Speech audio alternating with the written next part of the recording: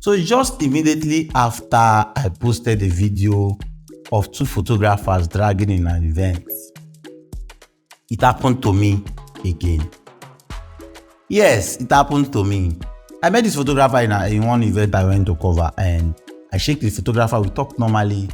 And when it came to time for we to cover the event, I realized that the photographer just wants everybody to just listen to him alone.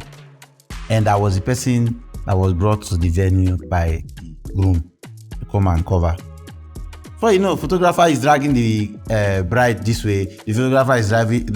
See, I just feel like we could do this job, both of us can do the job and be okay. Yes, we can do the job and be okay without quarreling each other. I have worked with a photographer before that till the end of the event we never had issues. Everybody can work like that. Let's stop the whole we are having competition with this person let's just stop the whole thing. That is not what makes us professionals. Please.